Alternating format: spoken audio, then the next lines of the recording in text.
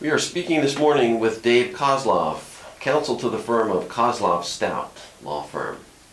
Dave, thanks for taking time this morning. It's my pleasure. You and I had emailed a little bit about some of what we wanted to talk about today. I was interested in the law firm and the law business and the economy. Are you guys hiring right now? Is the firm growing? We're not hiring at the present time. This is sort of mid-season for us. We anticipate as time goes forward we will be looking to add additional lawyers, but not at the moment.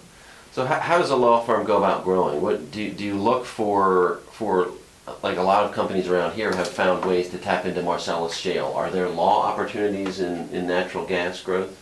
Well, there are, but not in this geographical area. We have clients who are involved either directly or indirectly in that kind of business, but it really hasn't had a great impact on our practice. So where do you find new business? What's the way you're growing here? Well, our new business comes from really two sources. One is new business coming from our existing clients. History has shown us that our existing clients are probably our best source of new business. Second thing is that we have new clients coming in all the time, particularly in personal injury cases. We're also expanding our business and municipal practice footprint into areas beyond Berks County, so that's a source of growth for us. So municipal work outside of Berks? Yes. How competitive is that? Because every municipality has a solicitor. Well, we have boroughs, townships, we have public authorities of various kinds, we have school districts.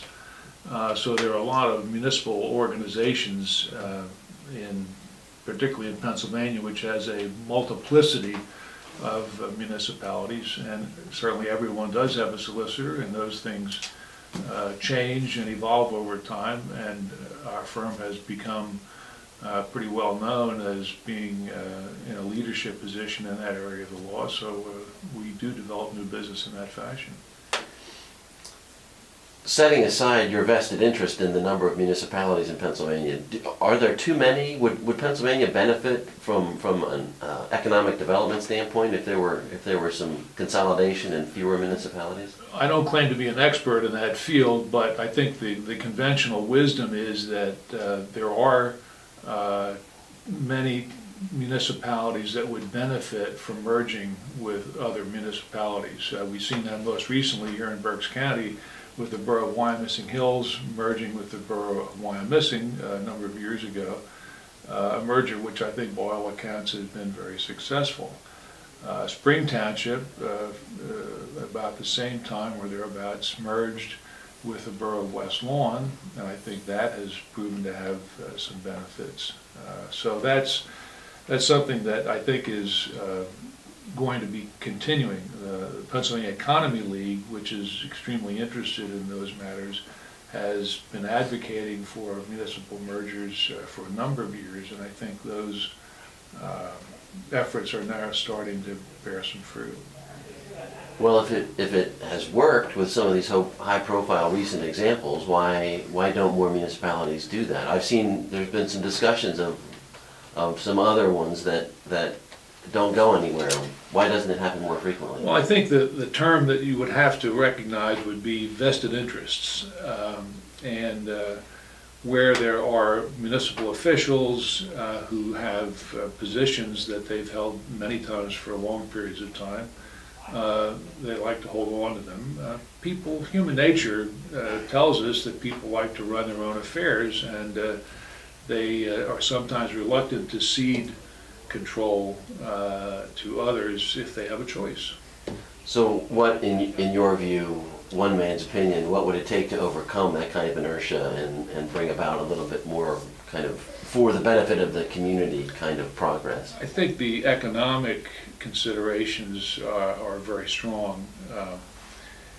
Where, for example, in a radius of say 30 miles from the courthouse in the city of Reading, there are probably 15 fire chiefs, 20 police chiefs, If you went into a city the size of Philadelphia and drew that same radius around City Hall in Philadelphia, you'd probably have close to one fire chief, one police chief, and lack of multiplicity of other municipal officials, which means lower overhead, which means lower taxes, hopefully. Let's talk a little bit about, you mentioned personal injury, and I was struck by your discussion of tort reform. It's your opinion that we don't need tort reform, even though we hear it a lot when we're talking about reducing healthcare costs, for example.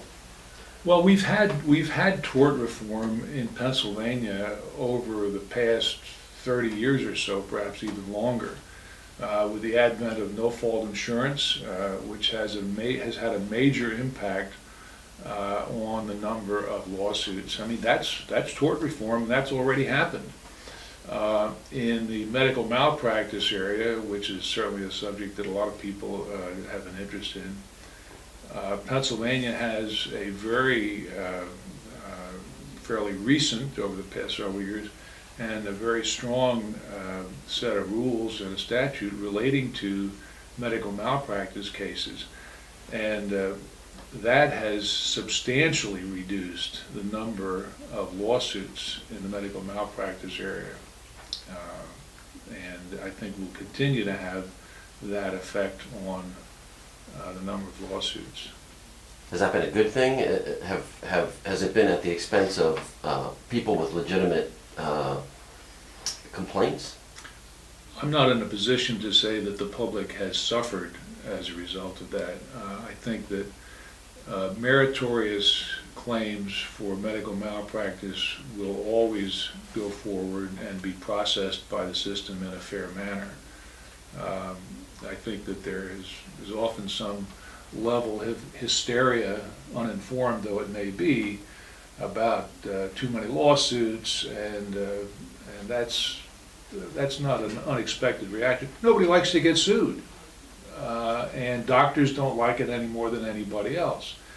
But in Pennsylvania, if you're going to proceed with a lawsuit based on medical malpractice, you must have a certification by a recognized and qualified physician that the case has merit. And that has gone a long way toward weeding out, shall we say, the wheat from the chaff in that area.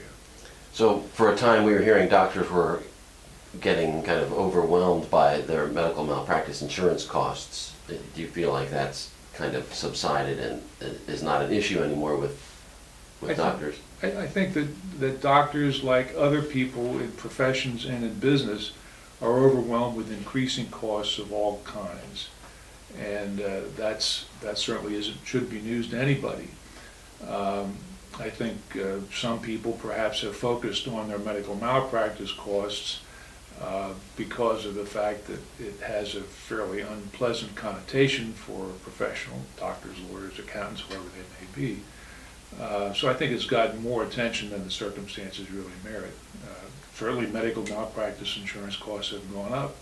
Our legal malpractice insurance costs have gone up. Other costs go up. It's the way things are. That sounds like a good place to stop. Dave, thank you for your time today. Sure, you're welcome.